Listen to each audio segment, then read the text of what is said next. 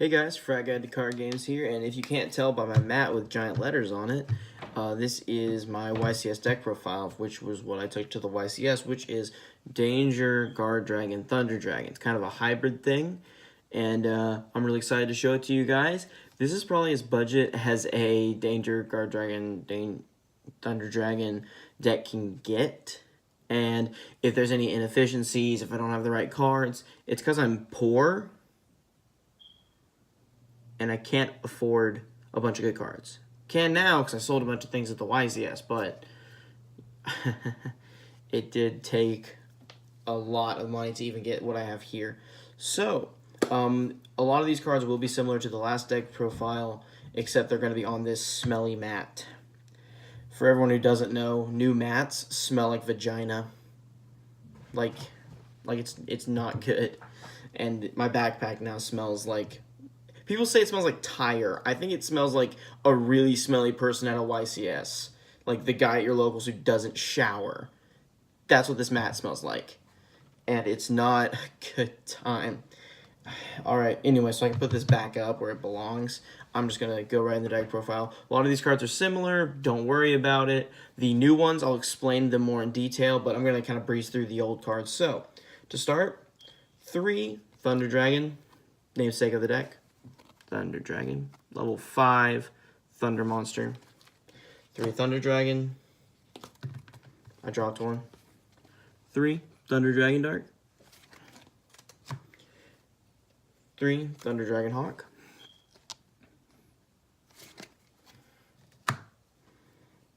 3 Thunder Dragon Roar. The best starter for Thunder Dragons. You can special summon Dark with this, and then Dark adds Hawk and all that other good stuff. 3 Matrices, and that is the plural of Matrix, level 1s. I actually got supers now, so they're kind of shiny. See, they're pretty. They're in the OTS pack recently. And then 1 Thunder Dragon Duo, which is an easy summon. So that's all the Thunder Dragon monsters. Thunder Dragon, Dark, Hawk, and then there's 3 of all these, and then 1 Duo, because you don't want more than 1 Duo. Now, for newer cards, we have 3 White Dragon Wyver Buster. Why 3? Because the best things to special summon with this deck are dark monsters. You're also running dangers, clearly. So this is the one you're probably going to have more access to because you tend to put more dark monsters in the graveyard than light monsters. Now, sometimes you just kind of get stumped with one card, and that's just the nature of any Chaos build deck. But Wyver Buster, you special summon it by banishing a dark monster, and then you can summon it, and when it's sent to the graveyard, you get to add his twin, Collapse Serpent. I only run 2 of these. You can run 3, but the only light monsters you play are the Batteryman Solar and then 3 of the 6 different kinds of Thunder Dragons. So you actually have less access to this than normal. But it is an allure target, but it's not the one you want to use because you don't get anything from banishing this, which you would rather banish one of these guys, Dark or Roar.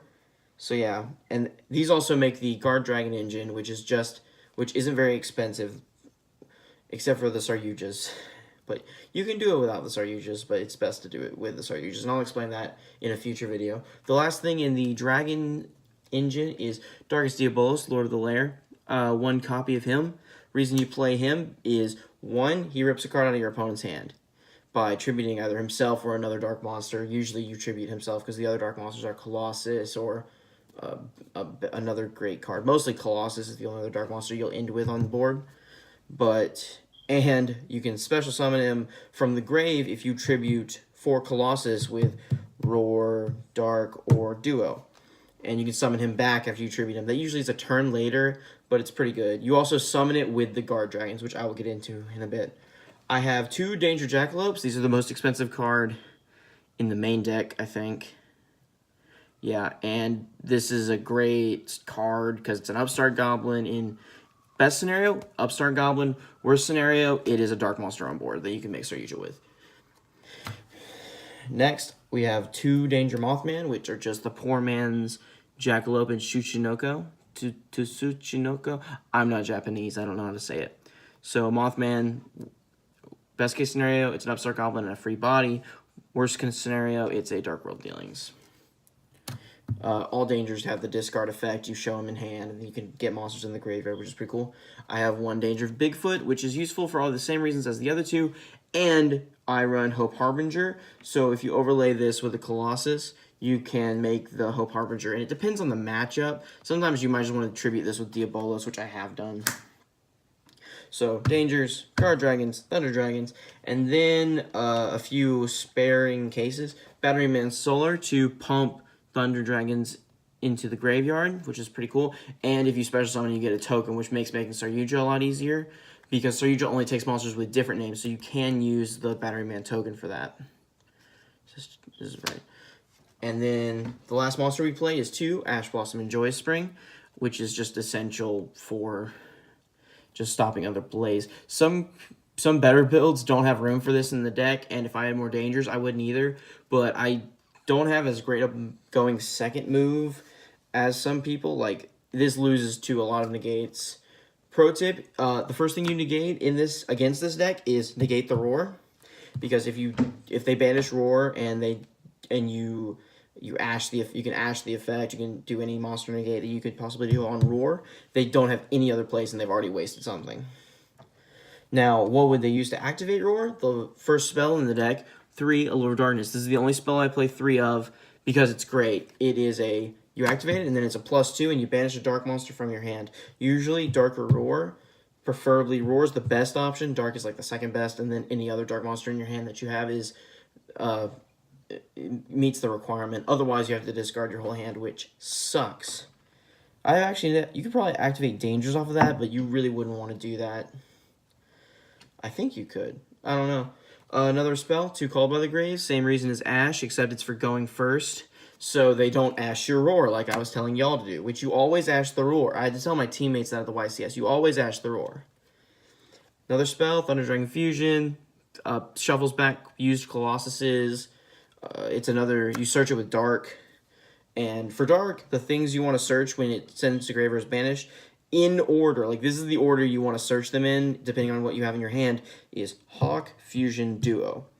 Fusion and Duo kind of switch around a little bit, but the best thing you can search is Hawk, and if you already have Hawk, one of these, Duo or Fusion, because these can help extend your plays, and Hawk is probably the best thing because it summons something back from the deck, and it allows you to activate a Thunder Dragon in the hand, so you can tribute Dark and summon Colossus. And if you tribute a Dark monster, you can summon Diabolos.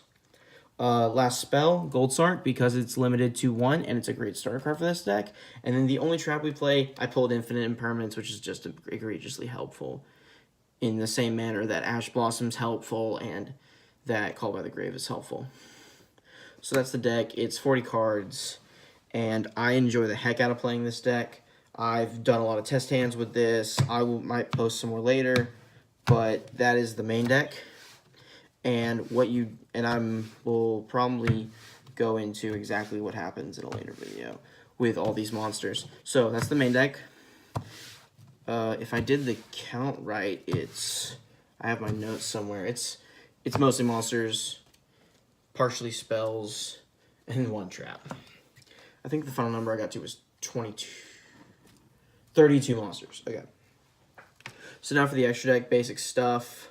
3 Colossus, because it's the best monster you can summon a lot. 1 Titan. I went down from 2 to here. Went down from 2 Titans to 1 Titan because I needed space for another Saryuja, but it's a great card to just have 1 of. Granted, it's hard to like shuffle back, but in the way you build this deck, it's kind of you kill them faster, you lose. So yeah, 4 Colossus, Duo, and Bigfoot to make. I have Hope Harbinger, Titanic. Gosh, what's the full name? Number 38, Hope Harbinger Dragon Titanic Galaxy. I had to write this out on the form, and it took a long time, and like the entire thing was taken up. It and Diabolos were just terrible to fully write out. What you summon with the Agripane Guardragon combo is Crystal Wing Synchro Dragon, my favorite Synchro card. And this is a monster negate. It gets bigger than a lot of things. You can't out Boral Load with this, or Boral Sword. Unless you negate the effects, then you can do that. But this is a wonderful card. You can summon it. I don't have Hot Red Dragon Abyss because it's very expensive, so this is a budget option. I think this has gone up since then. I bought a lot of Light's Revenge when it came out. That was about when I started playing the game. It was the first set I really got into. Now for the Link monsters, Borlo Dragon, it outs Borlo Dragon, the mirror match with Colossus, and a bunch of other things.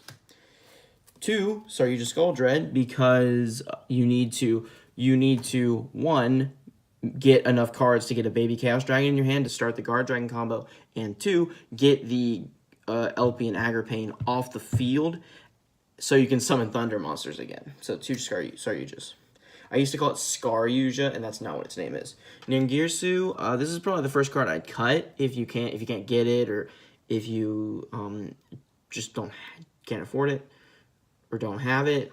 It's a send. It's a non-targeting removal, which sometimes you just need. I never made it. Summon Sorceress for a bunch of wacky combos with Reaper or Summon Sorcerer. I mean, not Summon Sorcerer. Some Summer Summoner. He's right here. Some Summer Summoner. 2 Thunder monsters. Usually one of the Thunder monsters you send is Dark. So you can Dark. And then for the other Summon Sorceress target, it's Reaper. And the thing about Reaper is you summon it, and the monster below it, you can change its type. You change it to Dinosaur, and you make Summon Sorceress. So you can summon another Dragon or Thunder monster. Then the 2 Guard Dragons, Agripane and LP. These aren't expensive. They're not. They're not really good on their own without targets, but LP summons from the main deck, and Agripane summons from the extra deck. So it's good to have these guys, and you're summoning Crystal Wing and Diabolos with them, so it's pretty cool. And the combo you do, just so y'all know, you get 4 monsters on board. You make Saryuja, draw 4. Hopefully you have a Chaos Dragon. You probably will. Summon the Chaos Dragon, make LP, and there's 2 Link monsters pointing to a zone. You can special summon the main deck, Diabolos, and if you had Diabolos in your hand, you should always shuffle it back into the deck. I ran Eclipse before the event, but it got real cloggy and it wasn't very helpful. And I did it for bricking, and I'm like, wait, I'm always making Saryuja. Why do I need to compensate for a brick so this doesn't work? So this always works. You can always shuffle back the Diabolos after you draw with Saryuja. And then, so you summon the Diabolos, and then you link with it in Saryuja to make Agripane. And then you summon Crystal Wing to the zone that they both point to.